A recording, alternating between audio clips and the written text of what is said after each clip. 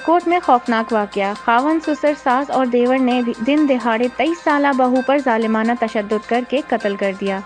इलाके में खौफ हिरास फैल गया। विरसा के अरबाब इख्तियार से इंसाफ की अपील। थाना मुरादपुर के इलाका हंटरपुरा में ससुरालियों ने जालिमाना तशद्दुद करके दिन दिहाड़े हामला हवा की बेटी को कत्ल कर दिया।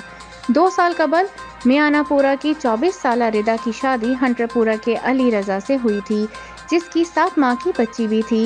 ज़राए के मुताबिक गुज़िश्ता रोज़ ससुर अनवर, सास शकीला, खावंद अली हैदर, देवर उसामा, नन सादिया और मुकद्दस ने मिलकर 23 साला रिदा पर दिन दिहाड़े जालिमाना तशद्दुद किया, जो तशद्दुद के ज़ख्मों की ताब न लाते हुए जाँ बाहक हो गई। इसके कत्ल की खबर से इलाके में खौफ हिरास फैल गया। थाना मुरादपुर पुलिस ने मुकदमा दर्ज करके 4 मुल्ज़िमान गिरफ्तार कर लिए हैं। मरकजी मुल्ज़िम मेहर अनवर फरार होने में कामयाब हो गया है। लड़की के विरसा ने मीडिया से गुफ्तगू करते हुए अरबाब इख्तियार से इंसाफ की अपील की है।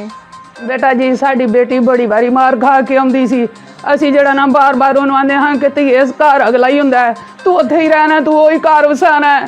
ਮੇਰਾ ਜਿਹੜਾ ਕੁੜਮ ਬਣਿਆ ਨਾ ਮੇਰੀ ਬੇਟੀ ਦਾ ਸਹੁਰਾ, ਮੈਂ ਇੰਜ ਕਰਕੇ ਉਹਦੇ ਅੱਗੇ ਹੱਥ ਵੀ ਜੋੜੇ ਨੇ। ਮੇਰਾ ਵੀਰਾ, ਅੱਲਾ ਵਾਸਤੇ ਸਾਨੂੰ ਮਾਫ ਕਰੀ ਖੁਦਾਈਆਂ ਤੇ ਸਾਡੀ ਬੇਟੀ ਨੂੰ ਘਰ ਵਸਾ ਲਈ। ਸਾਡੀ ਬੇਟੀ ਨੂੰ ਨਾ ਸਾਡੇ ਘਰ ਕੱਲ। ਜਿਹੜਾ ਮੇਰਾ ਦਮਾਦ ਸੀ, ਮੇਰੇ ਜੇਠ ਦਾ ਦਮਾਦ, ਮੈਂ ਉਹਦੇ ਅੱਗੇ ਵੀ ਹੱਥ ਜੋੜੇ ਨੇ। ਮੇਰਾ ਪੁੱਤਰਾ, ਸਾਡਾ ਘਰ ਵਸਾ। ਸਾਡੇ ਘਰ 'ਚ ਨਹੀਂ, ਸਾਡੇ ਪੁਰਾਣਿਆਂ ਚੀਆਂ 'ਚ ਨਹੀਂ ਆਦਤ ਕਿ ਅਸੀਂ ਜਿਹੜਾ ਨਾ ਬੇਟੀਆਂ ਦੀ ਤਲਾਕ ਲੈ ਕੇ ਘਰ ਬਿਠਾਈਏ। ਅਸਾਂ ਤਲਾਕ ਨਹੀਂ ਲੈਣੀ, ਅਸਾਂ ਬੇਟੀ ਨੂੰ ਤੇਰੇ ਘਰ ਵਸਾਣਾ ਏ। ਤੇ ਉਹਨੇ ਸਾਡੇ ਹੱਥਾਂ ਜੋੜਿਆਂ ਦੀ ਵੀ ਨਹੀਂ ਲਾਜ ਰੱਖੀ। ਸਾਡੀ ਬੇਟੀ ਦੀ ਸਾਡੀ ਮੁਰਦਾ ਬਣਾ ਕੇ ਸਾਨੂੰ ਬੁੱਧੇ ਚੜੀਏ। ਅਸੀਂ ਬਹੁਤ ਤਪੇ ਹਾਂ, ਅਸੀਂ ਬਹੁਤ ਪਰੇਸ਼ਾਨ ਹਾਂ। ਸਰਕਾਰ ਸਾਨੂੰ ਜਿਹੜਾ ਨਾ ਇਨਸਾਫ ਚਾਹੀਦਾ, ਸਾਨੂੰ ਇਨਸਾਫ ਚਾਹੀਦਾ ਏ। साड़ी मेहरबानी है तुहाडी। मेरी बच्ची ना बड़ी ज़्यादती हो गई है, बहुत ही ज़्यादती हो गई है। सानू जो पैगाम मिला असीं हस्पताल गए हैं, देखा बच्ची साड़ी जिहड़ी है वो मुर्दा हालत च पई है। बाकी वो बेटी सी ओहदी आपी भी हो गई, नाल ओहदी एक होर अल्लाह पाक ने हिस्सों दी लाई सी। साड़ियां 2 इन्हां कतल कीते ने।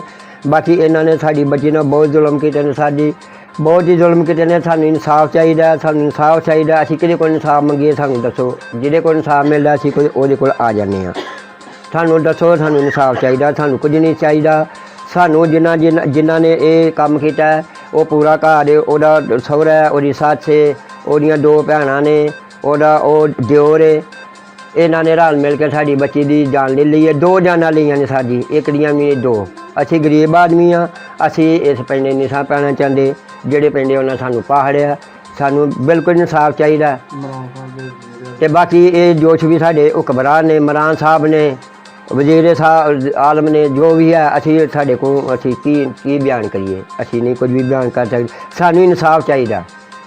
अस्सलामुअलैकुम वज़ीर आज़म, मैं अपनी बच्ची के कोल गई हाँ, उत्थे मेरे दिल में कुछ होया। मैं नहीं, अपने बेटे ने एक शाहद है, मेरे दिओर दा बेटा, एक मेरा दमाद है 9 साल तो मेरे घर च रहन वाला भी। उन्होंने मैं कहनी आओ मेरे नाल हैंडरपुले 2 साल तो पहले भी उसदे नाल लड़ाई झगड़ा बड़ा करते हैं। उत्थे गए, उत्थे वेख्या कि चीको बुखार है, चीको बुखार है। उन्होंने पूछा कि इत्थे वो आंदे ने अनवर ने अपनी नूंह दे उत्ते बड़ा तशद्दुद कीता है, बड़ा तशद्दुद कीता। उन्होंने लै गए ने हस्पताल। असीं उत्ते ही रोंदे पिटदे असीं हस्पताल गए। अगे वेख्या साडी धी मुर्दा हालत च पई दी है।